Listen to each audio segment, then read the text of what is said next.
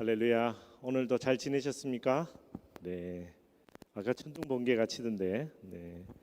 하나님이 잘 지켜주실 줄로 믿습니다. 할렐루야. 우리 오늘 읽으실 말씀은 에스겔서 16장 2절 말씀입니다. 한 절인데요. 한 목소리로 큰 소리로 같이 읽겠습니다. 시작. 내가 너와 언약을 세울 것이다. 그러면 내가 여호와임을 네가 알게 될 것이다. 아멘. 아멘. 계속해서 통독뿐만 아니라 생명의 삶 말씀도 주부에 기재되어 있는데요. 그중에 이번 주간에 저희가 에스겔서 계속 묵상하고 있습니다. 특별히 오늘 저희가 62절 말씀으로 여러분과 함께 하나님의 언약, 약속에 대해서 우리가 나눌 건데요.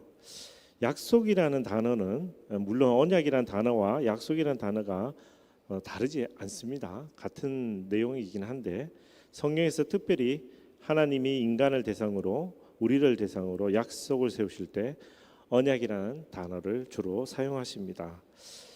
여러분, 약속이라는 것은 참 중요하죠. 참 중요합니다.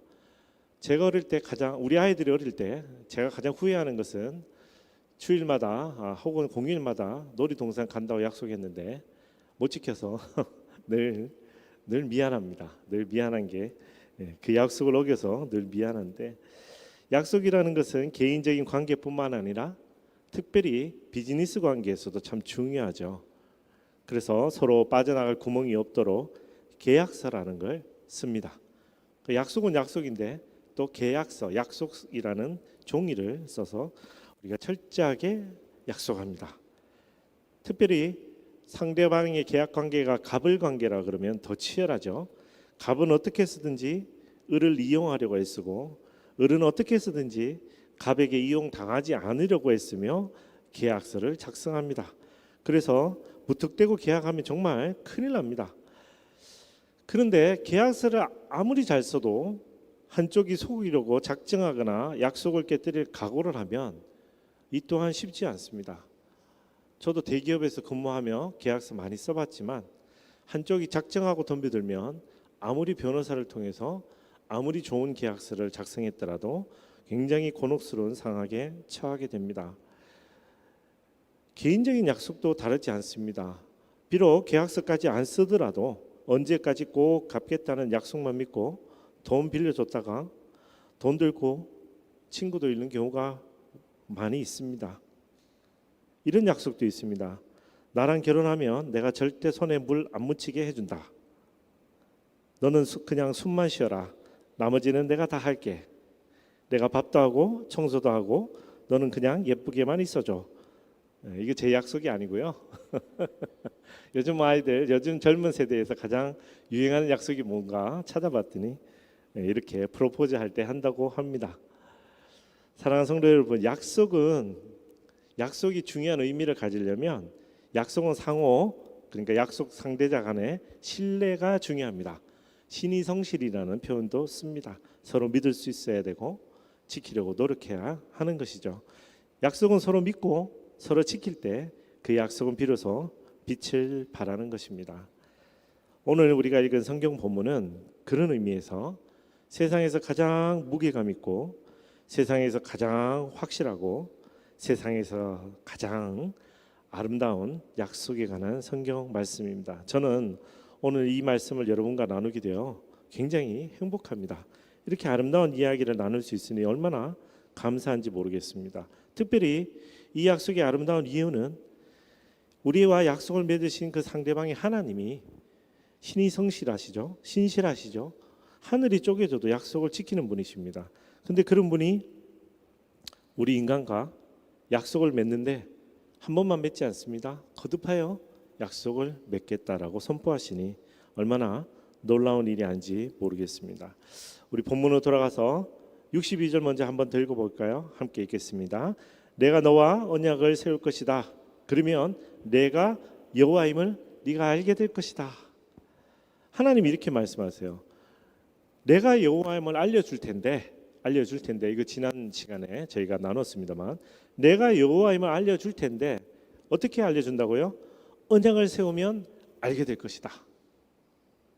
언약을 세울 때 언약을 세움으로 비로소 내가 여호와임을 네가 알게 될 것이다라고 말씀하십니다. 오늘 이 본문을 이해하기 위해서는 조금 우리가 시야를 넓혀서 확장해서 읽어봐야 합니다. 그래야 이 언약의 가치, 언약의 대상, 중요도 이런 것들을 우리가 확실하게 이해할 수 있고요. 시야를 넓힌다는 표현은 에스겔서를 포함해서 구약 전체를 우리가 통틀어서 어떻게 하나님이 약속에 대해서 말씀하시는지 우리가 보기를 원합니다. 이걸 보고 나면 오늘 우리가 기도할 때도 혹은 우리가 언약을 붙들 때도 하나님의 말씀을 더 분명하게 이해할 줄로 믿습니다. 자, 그럼 먼저 에스겔서 16장 62절 말씀인데요. 실은 같은 본문이 59절에서 63절입니다. 59절에서 63절 한번 읽겠습니다. 차례대로 시작.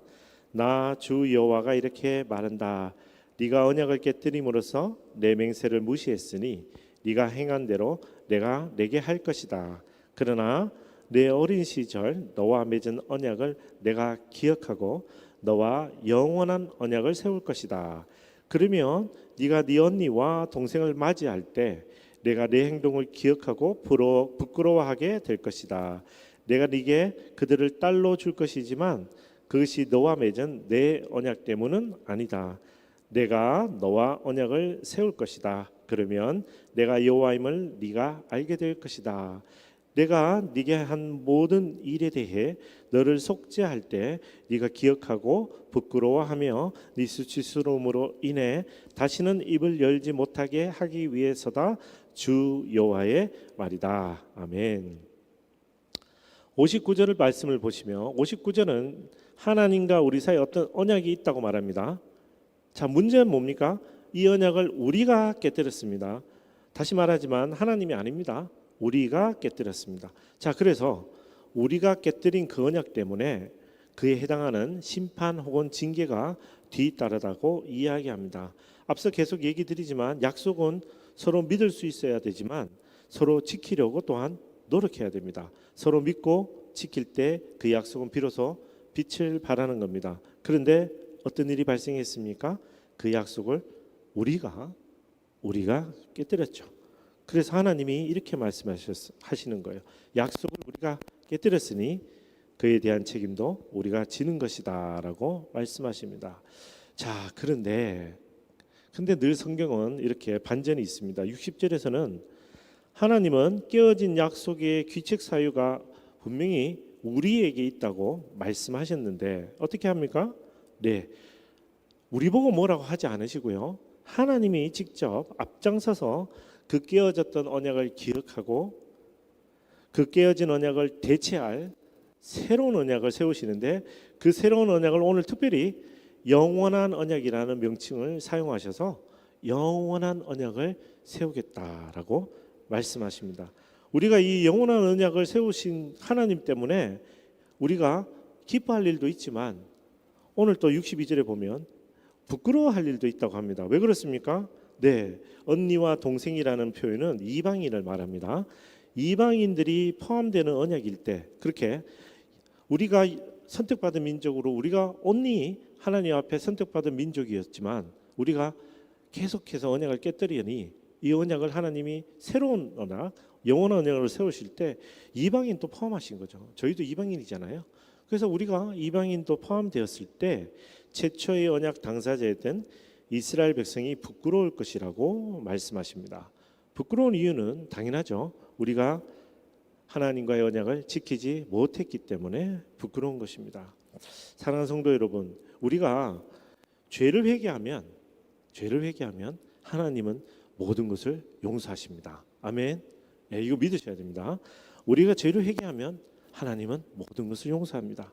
자, 그런데 성경의 곳곳에서 우리에게 이렇게 이야기합니다. 하나님이 다 용서하시지만 그 죄의 흔적은 우리에게 남는다. 혹은 우리의 죄로 인해서 주변에 상처받은 사람 혹은 죄의 결과가 우리 주변에 남는다라고 이야기합니다. 이를 가장 잘 묘사한 구절이 시편 51편입니다. 나중에 시편 51편을 전체를 한번 읽어보시면 도움이 되실 것 같은데 오늘 51편 3절만 읽겠습니다. 3절 시작. 내가 내 죄가를 압니다. 내 죄가 나를 떠나지 않습니다. 아멘. 이미 다윗이 회개했습니다. 잘못했다고 뉘우쳤습니다. 그러나 하나님 앞에 섰을 때 다시 앙는 거예요. 자신의 죄로 인해서. 그리고 실제로 성경에 다윗의 그 죄 때문에 첫째 아들이 천국으로 갑니다. 그렇게 소중한 아이였지만 하나님께서 먼저 데려가시죠. 이 죄라는 것은 우리가 용서하고 모든 것을 회개함으로 우리에게 하나님의 은혜로 용서받지만 그 결과는 분명히 있는 것입니다. 그래서 죄라는 것이 이렇게 무서운 것이고, 그래서 늘 저뿐만 아니라 어느 누구라도 여러분에게 권할 겁니다. 죄 짓지 마시라고. 죄라는 것이 하나님이 용서하신다고 해서 다 없어지는 것이 아니라 우리에게 흔적으로 혹은 우리가 책임져야 되는 결과로 남기도 합니다. 자, 다시 본문으로 돌아와서 60절 62절에 여호와 하나님이 세우신 언약에 다시 주목하겠습니다. 자, 이 언약을 하나님이 이렇게 표현하셨습니다. 영원한 언약이라고 하셨습니다. 영원한 언약. 여러분, 영원하다는 뜻은 말 그대로 계속된다는 뜻입니다. 그죠? 끝이 없다. 그래서 영어로는 everlasting이잖아요. 그래서 영원히 계속된다라고 그렇게 번역하기도 합니다. 자, 그러면 왜 하나님은 자신의 언약을 영원한 언약이라고 했을까요? 일반적으로 이 언약이 우리의 한시적인 언약과 비교되는 의미도 있습니다. 그죠? 우리의 언약은 한시적인 겁니다. 우리가 살아있을 때만. 예를 들어서 제가 빚이 잔뜩 있더라도 제가 죽으면 제 빚이 가족에게 넘어가지 않을 수 있도록 되어 있습니다. 이게 약속이 저랑 은행과 한 약속이 우리 아이가 반드시 책임져야 되는 것은 아닙니다. 인간관계에서도 한시적인 약속을 운영합니다. 그러나 하나님은 영원한 약속이라는 말을 쓰십니다. 이 영원한 언약에 대해서 가장 중요한 신학적 이유는 바로 언약의 주체이신 하나님이 영원하신 하나님이기 때문입니다. 아멘. 여러분, 하나님은 영원하신 분입니다. 그래서 하나님은 항상 자신을 소개할 때 나는 아브라함의 하나님이요, 이삭의 하나님이며 야곱의 하나님이라고 말씀하시는 겁니다. 계속되는 하나님이신. 그래서 이 영원한이라는 뜻은 지금부터 미래만 의미하는 것이 아니라 저기 과거부터 계속되는 것을 이야기합니다. 그게 하나님의 속성이죠. 아까 비즈니스 제가 잠깐 얘기했는데요. 이 비즈니스 관계에서 A와 B가 비즈니스를 할 때 제일 좋은 계약은 상호 평등한 계약입니다. 그죠? A와 B가 평등하게 계약을 하는 것이 제일 좋습니다. 근데 우리 성도님들 실생활이나 일상생활에서 보시더라도 이 세상 어디에도 평등한 계약은 찾기 어렵습니다. 어딘가 하나가 더 무게중심이 쏠리게 돼 있고 어느 한쪽이 더 계약의 주체가 되게 됩니다. 그러면 그 계약의 주체가 되는 사람에 따라서 계약의 중요도가 바뀌는 것입니다. 자, 사람 간의 계약도 그렇다면 그런 주도권이 어떤 한쪽으로 기운다면 하나님과 우리와의 언약, 하나님과 우리의 약속은 더하죠. 우리는 어디 하나님하고 비교나 하겠습니까? 계약의 주체이신 하나님과 저와 계약을 한다고 해도 아무리 계약서를 우리가 잘 쓴다 하더라도 이 계약은 어떻게 보면 불공정 계약입니다. 누구에게 불공정한 겁니까? 절대적으로 하나님께 불리한 계약인 거죠. 그런 불리한 기울어진 계약을 하나님이 직접 주관하시고 하나님이 주도적으로 언약을 맺으신다는 의미에서 우리는 이 계약을 영원한 언약이라고 부르는 것입니다. 그래서 하나님이 영원하신 하나님이 주도적으로 하시는 언약, 약속이라고 해서 우리는 그것을 영원한 언약이라고 하죠. 자, 이게 얼마나 영원한 언약이었냐? 구약을 통틀어서, 신약은 오늘 제가 굳이 설명하지 않을 겁니다만 구약을 통틀어서 하나님이 계속해서 약속을 우리에게 세우고 계십니다. 어떤 약속들이 있느냐? 대표적으로 5가지 언약이 있다고 합니다. 표를 보시면 5가지 언약이 있는데 첫 번째 노아의 언약, 두 번째 아브라함, 세 번째 모세, 네 번째 다윗, 다섯 번째 새 언약. 야곱은 언약이 아닙니까? 하면 아니요, 야곱도 언약입니다. 그러나 지극히 개인적인 언약이 있었고 전 인류를 대상으로, 즉 우리 모두를 위한 언약이 있었는데 이 5가지 언약은 저희 전체 온 인류를 향한 하나님의 계획입니다. 계약이고 약속입니다. 자, 그러면 우리가 이 전체의 뜻을 관통하는 뜻을 이해하기 위해서 5가지 언약을 차례대로 살펴보겠습니다. 첫 번째, 노아의 언약. 노아는 어떻게 유명합니까? 노아는 마지막 홍수의 시대에 유일하게 살아남은 가족입니다. 창세기 9장 16절 보겠습니다. 시작. 무지개가 구름 속에 나타나면 내가 그것을 보고 나 하나님과 이 땅 위의 모든 육체 사이에 세운 영원한 언약을 기억하겠다. 아멘. 제가 어릴 때는 무지개 우산이 굉장히 좋은 거였습니다. 근데 요즘은 무지개 우산을 쓰고 다니면 한 소리 듣기에 딱 좋죠. 이게 왜 이렇게 됐는지 너무 안타까워요. 이 언약은 참 아름다운 언약인데 하나님이 첫 번째 세우신 언약입니다. 무슨 일이 있었습니까? 온 인류가 죄를 지어서 하나님이 다 멸망시키시고 살아남은 자라고 해도 노아와 그 가족밖에 없습니다. 그들에게 하나님이 언약을 세우시는데 노아와 그 가족에게 세운 언약인 것 같지만 실은 또 누굽니까? 마치 아담과 이브처럼 온 인류를 향한 언약을 세우시면서 뭐라고요? 영원한 언약을 세우십니다. 듣는 사람이 노아와 아내와 자식 셋 해서 8명밖에 없습니다. 근데 하나님이 뭐라고 얘기하십니까? 영원한 언약을 세우시는 거죠. 그거는 노아가 영원해서 세운 언약이 아니고 하나님이 영원하시기 때문에 하나님이 영원한 언약을 세우신 겁니다. 자, 아브라함을 부르신 장면도 그렇습니다. 아브라함은 아브라함이라고 우리는 이야기하지만 실은 아브람이라는 이름을 갖고 있었습니다. 아브람이라는 이름은 존귀한 아버지라는 뜻입니다. 근데 하나님이 너 아브람이었지 존귀한 아버지였지 아니야, 이제는 많은 사람의 아버지가 되어야 해 해서 아브라함이라는 이름으로 바꾸는 장면이 창세기 17장에 나오는데 그때 7절에 이렇게 말씀하십니다. 같이 읽겠습니다. 시작. 내가 내 언약을 나와 너 사이에 그리고 내 뒤에 올 자손 사이에 세워 영원한 언약으로 삼고 내 하나님 그리고 내 자손의 하나님이 될 것이다. 아멘. 하나님이 존귀한 아버지, 한 사람의 한 가문의 존귀한 아버지가 아니고 온 인류를 대상으로 많은 사람의 아버지가 되게 이름을 바꿔주시면서 아브라함에게 뭐라고 얘기하십니까? 영원한 언약. 그래서 너와 그리고 내 뒤에 올 자손 사이에 세워. 그래서 하나님이 아브라함하고 1대1로 세운 약속 같지만 실은 아브라함의 그 씨들, 그러니까 그 후손들하고도 하나님이 같이 세우신 약속이 되는 거예요. 그러니 만약 하나님이 아브라함하고만 세웠으면 일시적인 약속이겠죠. 그러나 하나님은 영원하신 분이시니 비록 아브라함이 죽고 이삭이 야곱이 계속 후손이 이어질 때마다 하나님은 그들과 계속해서 그 언약을 되살리십니다. 그래서 이 약속이 영원한 약속, 영원한 언약이 됩니다. 다음으로 세 번째 언약은 모세의 언약인데요. 모세의 언약은 먼저 본문부터 읽어볼까요? 5절, 6절 말씀 읽겠습니다. 시작. 그러니 이제 너희가 내게 온전히 순종하고 내 언약을 지키면 너희는 모든 민족들 가운데 특별한 내 보물이 될 것이다. 온 땅이 다 내 것이지만 너희는 내게 제사장 나라 거룩한 민족이 될 것이다. 너는 이 말을 이스라엘 백성들에게 전하여라. 아멘. 이 말씀은 출애굽 이후에 시내 광야에 있는 산, 즉 시내산입니다. 시내산에서 하나님이 모세를 부르시고 말씀하신 겁니다. 언약을 세우신다. 근데 이 언약을 특이하게 영원한 언약이라는 표현이 없어요. 영원한 언약. 이거에 대해서는 너무 해석이 분분하니까 저도 사실 오늘 정확하게 여러분에게 뭐라고 설명하기는 좀 어려울 것 같습니다.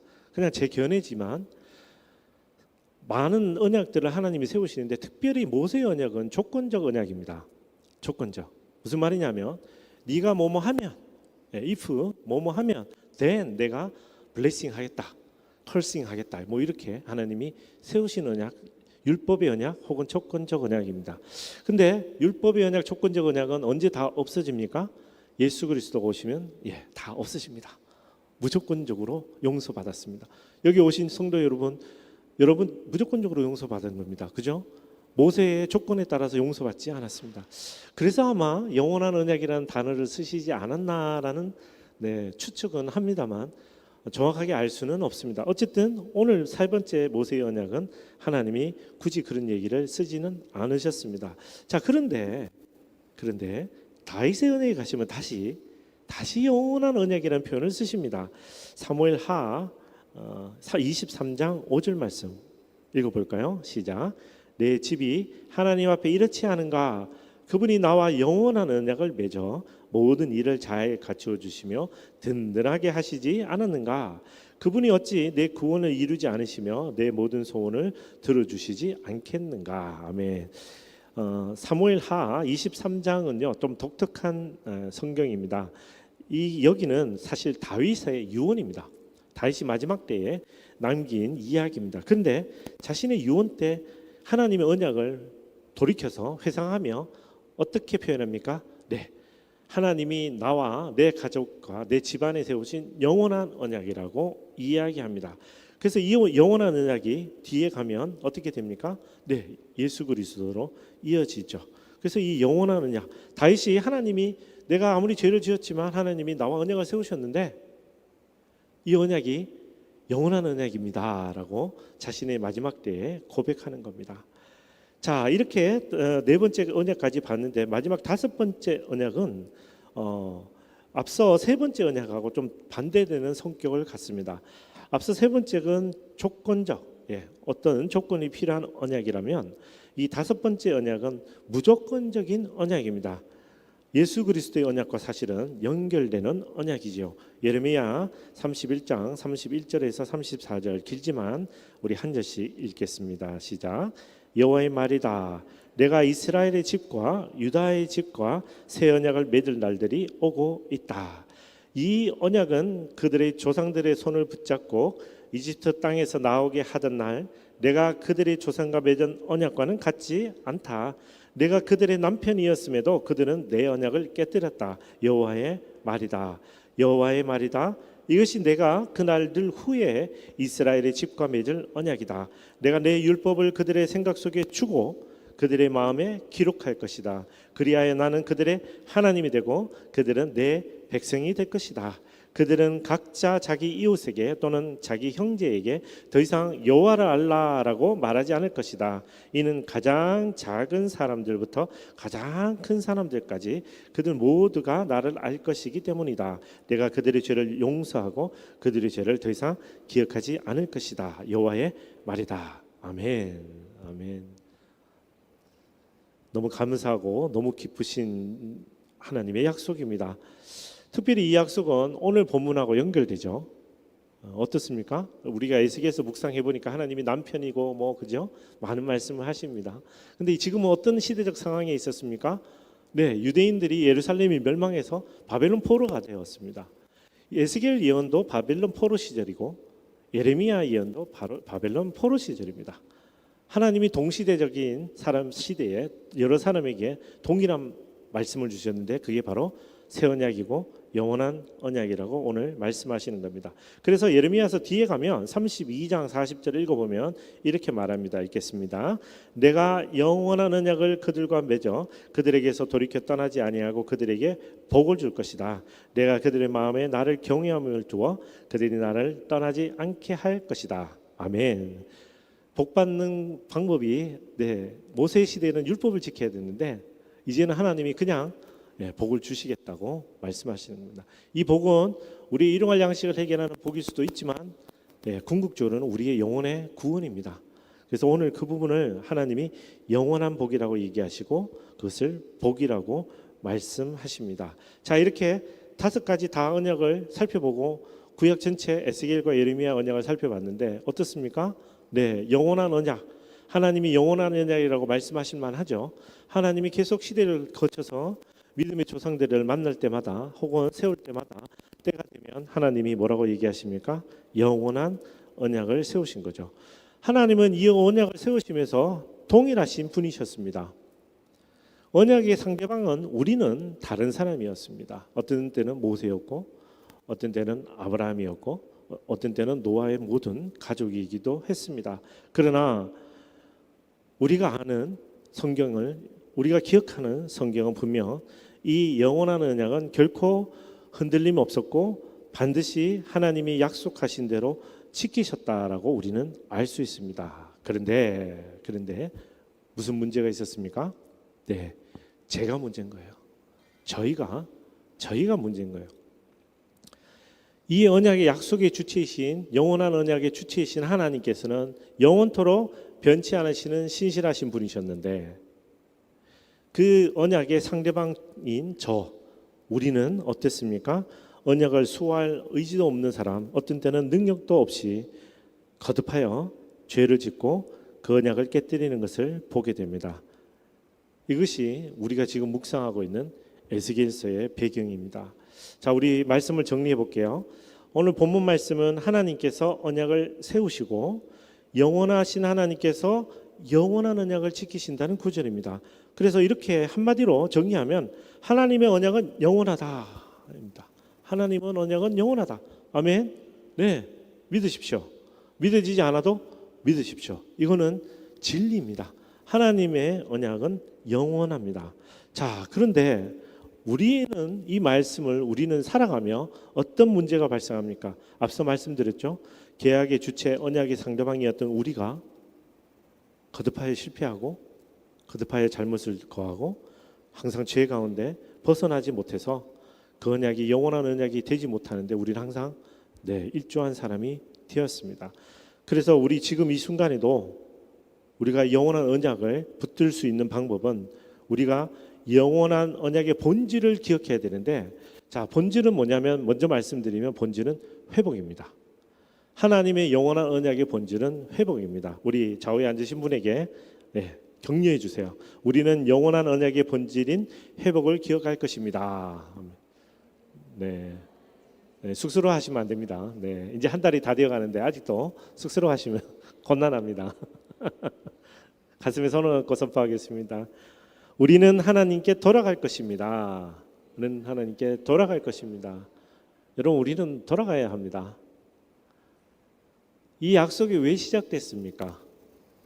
왜 영원한 언약이 시작되었습니까? 하나님 뭔가 잘못하셨습니까? 아니죠. 우리가 하나님을 떠났기 때문에 시작한 겁니다. 하나님께서 왜 거듭하여 언약을 세웠습니까? 이 질문에 대한 답변은 많이 있을 수 있고 신학적인 어려움도 있지만 저는 이렇게 답변할 수 있습니다. 하나님께서는 우리와의 관계의 회복을 원하신다. 그래서 하나님이 때마다 언약을 세우시는 겁니다. 믿음의 조상들하고 세우시고, 제가 여러분을 다 알지는 못하지만 지금 하나님이 여러분하고도 언약을 세우십니다. 왜 그렇습니까?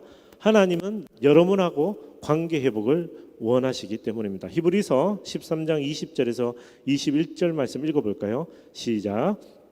평강의 하나님 곧 양들의 큰 목자이신 우리 주 예수를 죽은 사람 가운데서 영원한 언약의 피로 이끌어 내신 분이 그분의 뜻을 행할 수 있도록 모든 선한 것으로 여러분을 온전케 해주시기를 원합니다. 또한 하나님께서 예수 그리스도로 말미암아 그분이 기쁨이 되는 것을 우리 안에서 행하시기를 원합니다. 하나님께 영광이 영원 무궁하기를 빕니다. 아멘. 여러분이 하나님께 돌아가잖아요. 회복되면 21절과 같은 일이 일어납니다. 그분의 뜻을 행할 수 있도록 모든 선한 것으로 여러분이 온전케 됩니다. 예수 그리스도로 말미암아 그분의 기쁨이 되는 것을 우리 안에 행할 수 있게 됩니다. 이게 하나님이 우리를 약속 가운데 초청하시는 건데, 그 초청은 우리에게는 마치 고향으로 돌아가듯이 돌아가는 겁니다. 하나님 앞에 돌아가는 겁니다. 신실하신 하나님께서 신실하지 못한 인간과 거듭하여 언약을 세우시는 것은 하나님의 형상을 닮아 처음 지었는데도 불구하고 우리가 죄를 지어서 하나님과 멀어진 관계, 이 관계를 하나님이 다시 회복하기를 원하십니다. 사랑하는 성도 여러분, 회복하고 싶지 않습니까? 회복하여 하나님과의 관계를, 그 넘치는 기쁨을 누려보고 싶지 않습니까? 이게 바로 우리가 언약을 붙드는 이유인 것입니다. 오늘 기도의 자리에 나오신 여러분께 당부드립니다. 우리가 기도할 때 하나님께 온전히 응답받는 것은요, 하나님과 우리의 관계 회복과 굉장히 밀접한 관계가 있습니다. 제가 오늘 How to Pray라고 설명하는 건 아니지만 이건 굉장히 중요한 본문입니다. 왜 그런지 다시 읽어볼게요. 에스겔서 오늘 본문입니다. 16장 62절 먼저 읽어보겠습니다. 시작. 내가 너와 언약을 세울 것이다. 그러면 내가 여호와임을 네가 알게 될 것이다. 여러분, 알아야 기도하는 겁니다. 어떻게 모르는 자에게 기도하겠습니까? 우리가 아는 하나님에게 기도하는 겁니다. 그 하나님 어떤 하나님입니까? 언약을 세우신 하나님입니다. 요한복음 15장 7절 말씀 읽어볼까요? 만일 너희가 내 안에 있고 내 말이 너희 안에 있으면 너희가 원하는 것이 무엇이든지 구하라. 그러면 그대로 이루어질 것이다. 아멘. 이 말씀이 우리 가운데 생명력 있는 말씀이 되기를 축복합니다. 영원한 언약을 세우신 하나님께 우리가 기도할 때 우리의 기도가 단순히 무언가를 달라고 하는 그런 기도가 아니라 하나님의 뜻을 구하고 하나님을 알고 하나님 안에 거하고 하나님께 회복됨으로 우리가 자연스럽게 하나님을 알게 되고 그래서 하나님이 아는 것을 우리가 구하게 되고 그리하여 우리가 구하는 것과 하나님이 행하고자 하는 뜻이 합치되어 우리의 기도가 응답되는 것입니다. 하나님께서 이렇게 우리의 뜻을 이루게 하시는 분인 줄 믿는 여러분 되기를 축복합니다. 오늘부터 믿음으로 선포하며 하나님 앞에 언약을 회복하여 기도 응답받는 우리 되기를 간절히 축복합니다.